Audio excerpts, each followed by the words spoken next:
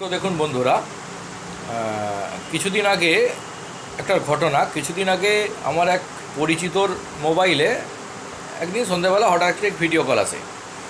সে video কলটা receive করতে দেখে, হোয়াটসঅ্যাপে ভিডিও কল, সে রিসিভ করতে দেখছে যে একটা মেয়ে বসে আছে এবং নেকেড। সে ফোনটা কেটে দেয়, কলটা কেটে দেয়। আবার পরের দিন সকালবেলা সেম একটা নাম্বার থেকে হোয়াটসঅ্যাপে ভিডিও কল এসছে। সে ভিডিও কলটা রিসিভ করেছে। রিসিভ করতে এসে দেখছে একটি মেয়ে ওরকম বসে আছে এবং একে একে সমস্ত কিছু, তার ড্রেস পোশাক যা আছে সে ওপেন করছে, মেয়েটা খুলে ফেলছে।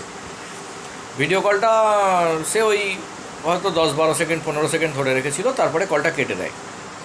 কলটা কেটে দেওয়ার 2 মিনিটের মধ্যে তার মোবাইলে একটি ভিডিও চলে আসে, তার একটি পর্ন ভিডিও।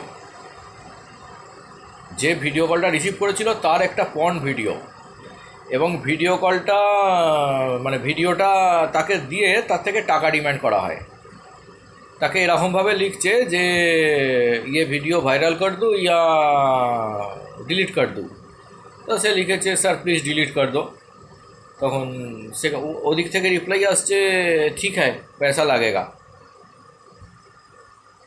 তা যাকে তা সে পয়সা করি কিছু দেয় না। তা একটা জিনিস, এই ধরনের কোনো ভিডিও ভাইরাল করা যায় না, কারণ ফেসবুক, ইউটিউব এই ধরনের ভিডিও অ্যাকসেপ্ট করে না। ফেসবুক ভিডিও, ওই ধরনের ভিডিও আপলোড হওয়া মানে কিছুক্ষণের মধ্যেই সেই ভিডিওটা ডিলিট হয়ে যাবে।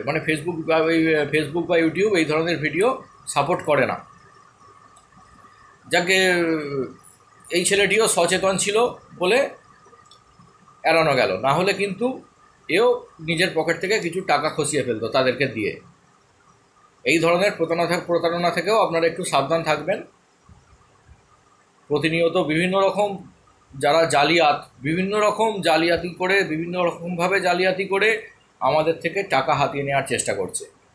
ঠিক আছে, আমাদের কষ্টের টাকা আমরা কষ্ট করে খেটে রোজগার করি, সেই টাকা কোনো জালিয়াতের পাল্লায় পড়ে যেন নষ্ট না হয়। ধন্যবাদ।